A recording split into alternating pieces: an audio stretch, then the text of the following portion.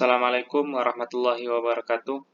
Perkenalkan, nama saya Khairul Fadriansyah dengan NIM 2211093021 dari kelas 1C D4 Trail. Pada kesempatan kali ini saya akan membahas tentang macam-macam lampu listrik. Yang pertama ada lampu pijar. Prinsip kerjanya adalah dengan cara menghubung singkatkan listrik pada filamen karbon yang dapat menghasilkan panas, sehingga panas tersebut dapat mengeluarkan cahaya. Selanjutnya ada lampu halogen. Prinsip kerjanya sama dengan lampu pijar, yaitu memijarnya filamen. Lampu ini dibuat untuk mengatasi masalah ukuran fisik dan struktur yang dihadapi lampu pijar dalam penggunaan lampu sorot.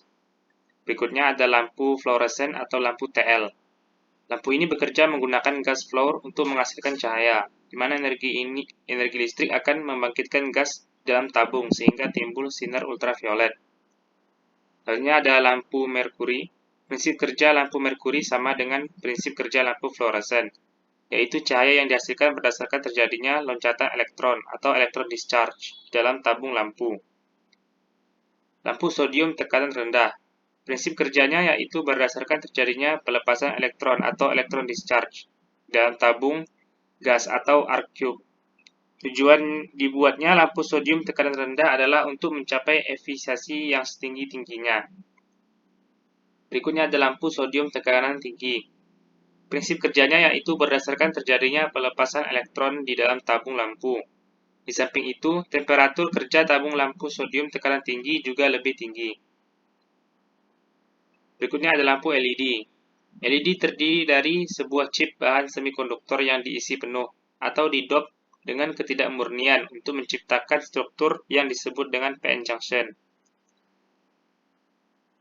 Keuntungan dan kerugian lampu pijar. Yang pertama ada keuntungan. Keuntungannya yang pertama yaitu ukuran filamen kecil. Yang kedua, mempunyai bentuk fisik yang sederhana. Yang ketiga, harganya murah. Dan yang keempat, tidak terpengaruh suhu dan kelembapan. B. Kerugian. Yang pertama, kerugiannya yaitu mempunyai efisiensi rendah. Umur lampu relatif pendek, yaitu sekitar 1000 jam. Mempunyai efikasi rendah, yaitu sekitar 12 lumen per watt. Berikutnya keuntungan dan kerugian lampu tabung. Yang pertama keuntungan. Keuntungannya itu yang pertama memiliki banyak varian warna. Kedua hemat energi dan ketiga lebih tahan lama. Kerugian. Kerugian yang pertama itu harga lampu cukup mahal. Yang kedua adalah instalasinya yang lebih rumit. Available light. Cahaya yang biasanya berasal dari cahaya matahari. Biasanya cahaya ini tidak bisa diatur besar kecilnya dan arah sinarnya. Contohnya itu matahari, lampu kota, lampu panggung, dan lainnya. Artificial light. Cahaya yang dengan sengaja dibuat dan kamu dapat mengatur besar kecil dan arah cahayanya sesuai dengan kebutuhan. Yang termasuk cahaya jenis ini adalah lampu studio, flash, dan center. Mixed light. Kadangkala kamu dapat menggabungkan dua jenis cahaya di atas dalam satu foto. Misalnya, kamu dapat menggabungkan cahaya matahari dengan lampu ruangan. Juga beberapa artificial light, seperti lampu studio dengan flash. Lampu merkuri fluoresen. Lampu ini termasuk lampu merkuri tekanan rendah. Di dalam tabung ini berisi merkuri dengan gas argon. Sedangkan di bagian dalam dilapisi serbuk fluoresen atau fosfor. Fungsi serbuk fluoresen adalah untuk merubah radiasi ultraviolet menjadi cahaya tampak. Berikut, lampu merkuri reflektor. Lampu ini dirancang hanya untuk penerangan ke bawah bohlam langsung menjadi reflektornya.